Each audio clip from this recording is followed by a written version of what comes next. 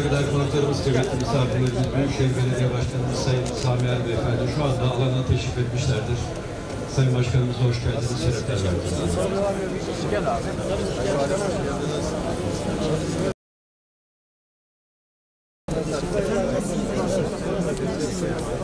Hoş geldiniz.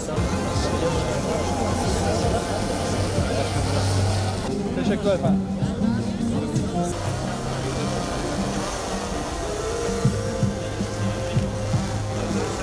Bugün burada yalnızca bir işletmenin kapısını biz aralamıyoruz. Aynı zamanda sosyal sorumluluğu önceleyen, erişebilirlik ilkesini güçlendiren ve insan odaklı belediyecilik anlayışımızın önemli bir nişanesini daha şehrimize kazandırıyoruz. Temel ihtiyaçlarımızı karşılamak kadar yaşam kalitemizi arttıracak hizmetlere erişebilmek de çok büyük bir önem taşıyor.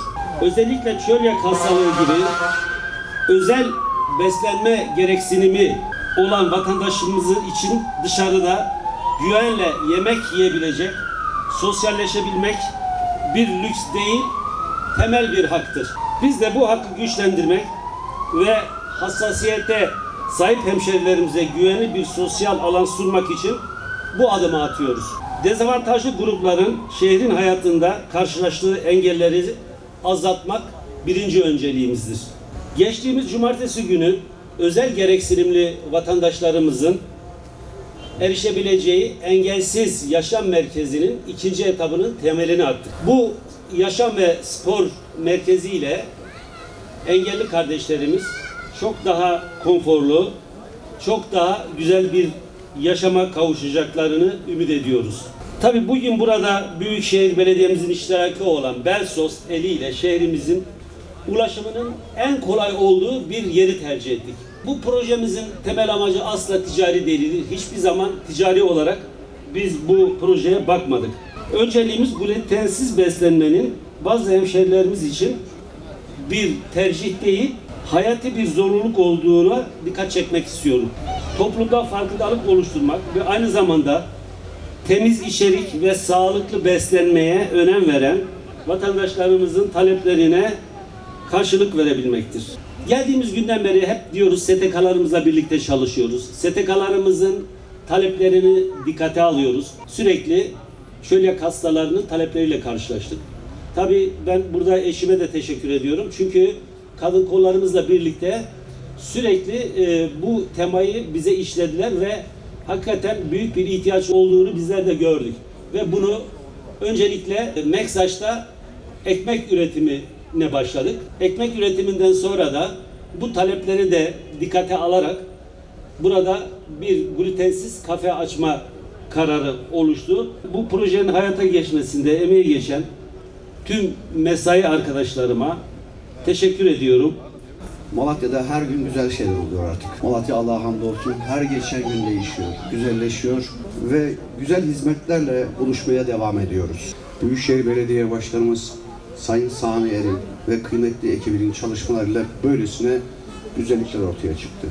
Biz çölyak hastaları için bu glutensiz kafenin açılması gerçekten çok önemliydi. Çok büyük bir ihtiyacımızı şu an bizlerin karşıladınız. Öncelikle Büyükşehir Belediye'mize çok teşekkür ediyoruz. Bizler için çok büyük bir farkındalık oldu. Bizler dışarıda herhangi bir yemek yiyemiyorduk ve bu bizim sorunumuzu giderecek şu anda. Hayırlı ve uğurlu olsun.